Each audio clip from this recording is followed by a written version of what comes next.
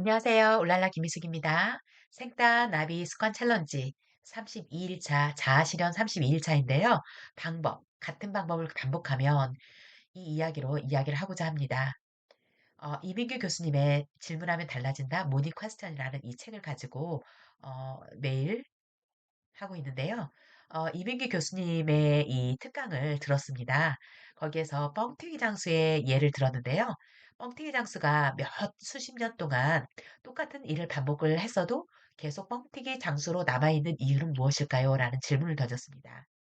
그 노인은 이 일을 왜 이렇게 몇 년 동안 계속 하시고 계시나요? 그랬더니 노인은 그 생계 유지를 위해서 이렇게 하고 있다라고 이야기를 하고 앞으로 발전 가능성에 대한 이야기는 하지 않았습니다. 즉, 자신이 하고 있는 일을 단지 생계 수단으로만 여겼기 때문에 발전이 되지 않았고 또 똑같이 매일 나와서 꾸준하게 있는 것이 그게 옳은 것은 아니다라는 것을 이 뻥튀기 장수의 예를 통해서 알 수 있었습니다.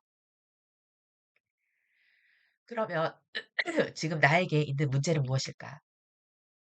저는 매년 이맘때 되면 신학기 준비, 또 새로운 환경에 대한 고민들을 많이 합니다. 그런데 3월 달에서부터 7 월까지 어떤 일들이 진행되는지를 20 년이 넘게 도록 해 왔기 때문에 그 루틴을 알고 있습니다. 그렇지만 그거에 대해서 미리 그 세부적인 거를 틀을 짜 놓고 어떻게 해야 될지에 대한 거를 준비를 안 했던 것 같아요. 즉 똑같은 일을 매년마다 했다라는 거죠. 매년마다 걱정만 했지 실제적으로 해야 되는 거를 미리 해 두지 않았다라는 거죠. 그래서 올해 무슨 일을 해야 되는지 대략적으로 내가 해야 될 거를 요렇게 봤더니 15 가지를 적었는데요. 아마도 이거보다도 더 많이 있을 것 같습니다. 그렇지만 이렇게 내가 할 일들에 대해서 분할해서 미리 생각을 하고 '어떻게 하면 좋을까?'라고 미리 아이디어 스케치를 좀 해 두면 좀 더 수월하지 않을까.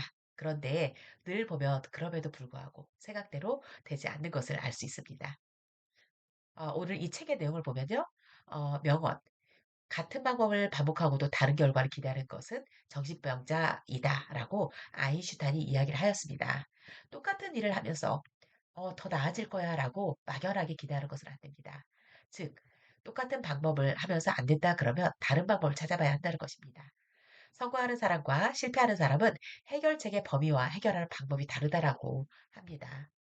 그래서 제가 또 다른 것으로 성과가 오르지 않는데도 배웠던 방법을 계속 반복하고 하는 일은 무엇일까?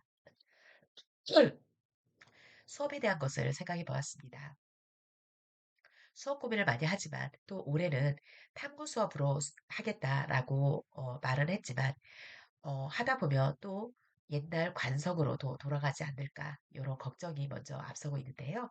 그래도 한번 공개적으로 이야기를 했으니까 얼개를 세워서 원하는 방식으로 탐구 수업을 좀 이끌어서 질문을 통해서 학생들에게 수업을 이끌어내고 학생들의 생각을 더 끌어내는 그런 수업을 좀 해봐야 되겠다라고 실천하고자 합니다.